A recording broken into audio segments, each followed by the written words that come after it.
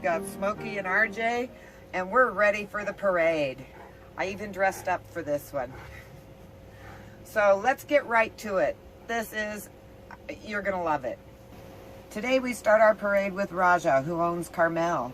Raja was found as a stray on an Indian reservation in Arizona when she was only 6 months old.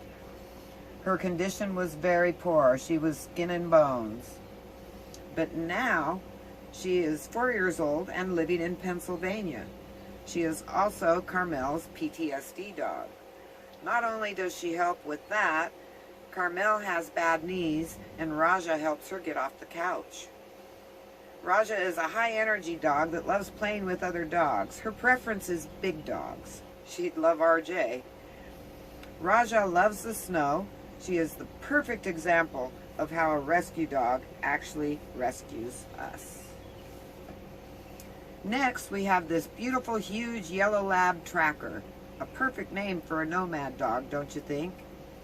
Tracker owns Mike. Mike is getting his bus ready to hit the road with Tracker. Mike's biggest concern is keeping Tracker safe while traveling and readying his bus for climate control for his best friend and partner. I have to say it again, nomad dogs are lucky dogs. Safe travels to Mike and Tracker. And at last we have some cats joining the parade. They are here to say, cats rule, dogs drool. These two beauties rule over Dorinda. They are rescue cats and Dorinda loves them to pieces. But first, Dorinda wants to mention Juba. Here's her quote of love. For Juba, I will say I had him for 11 years, just him, no other animals. We were bonded. He cried at the door when I went to work, and when I got home, he was at the door waiting. If I was late, I heard about it. He died of cancer 6 years ago. I've had 3 cats since then. I think I was trying to replace the hole he left in my heart and my life. They haven't. Don't get me wrong, I love all my fur babies. They are all special in their own way. I just doubt there will ever be another Juba.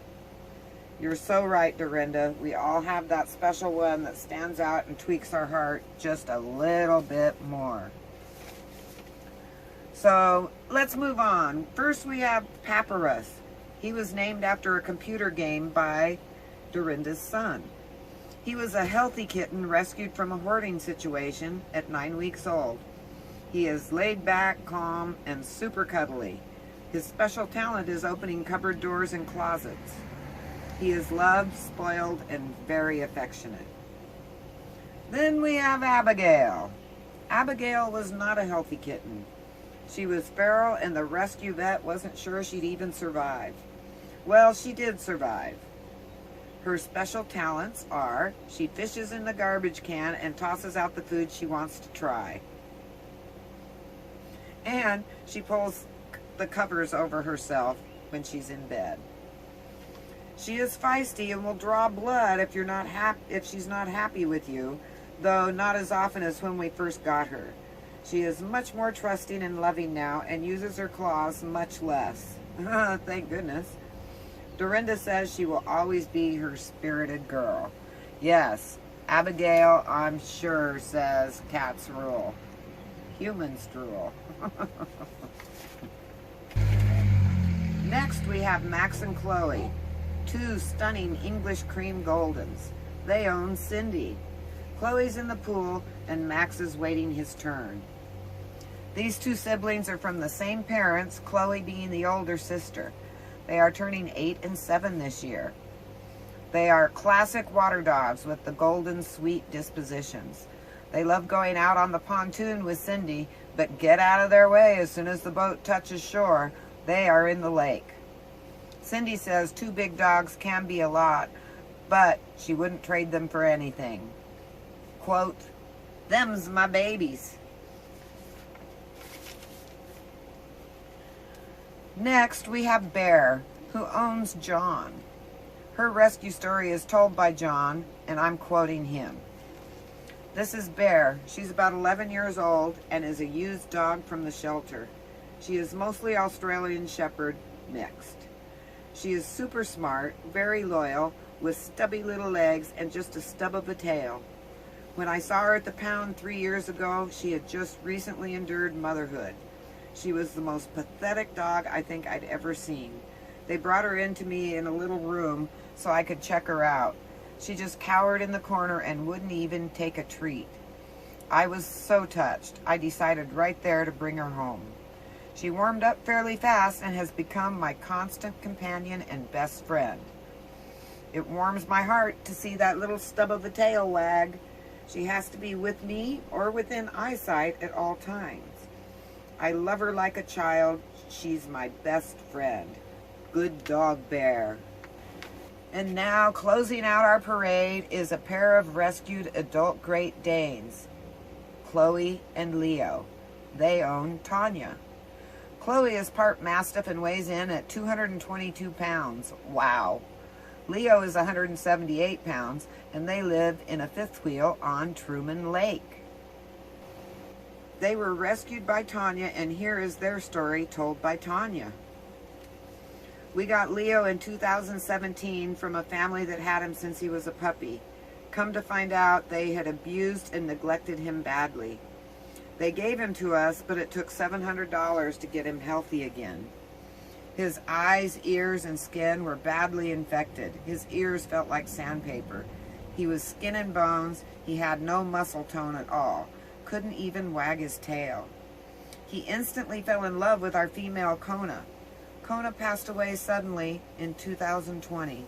Leo was devastated and literally cried tears and had body sobs for 3 days. Poor Leo. We decided Leo needed a Dane close to his age and started looking on Facebook. Cleo popped up within an hour after we started looking, and she had been tagged safe at a high kill shelter. The first thing we noticed was she had one blue eye just like Leo, and she was 7 years old. We immediately reached out to the shelter, told her our story and Leo's story, and were approved in 15 minutes. Chloe, on the other hand, was loved very much by her female bedridden owner. When she died, her family dropped her off at the shelter.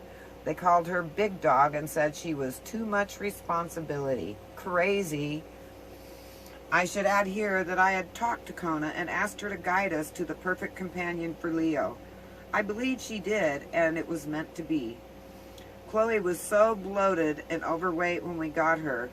Now she loves her daily walks and has gained lots of muscle. We call Chloe our girl from the hood because she's a tank and not afraid of anything. Both Chloe and Leo love the water and their daily walks around Truman Lake, rain, snow, or shine. Leo and Chloe have nicknames. Chloe is Eeyore because she walks like Eeyore. Leo is Tigger because he's always hopping around. Well, what did you think? Was that an awesome parade or what? I'm having way too much fun putting together these parade videos. I hope you enjoyed it as much as I enjoy making them. As long as you keep sending me in your pets and their stories, I'll keep making the parade videos. So if you haven't joined the parade yet and you want to brag a little bit and share your wonderful pet and their story, email me at katanddogsonwheels@gmail.com. Everybody enters the parade in the order they enter my email box. So I hope to see more pets and more stories so I can have more fun putting these videos together. So till next time, here's what my dogs have to say. Woo!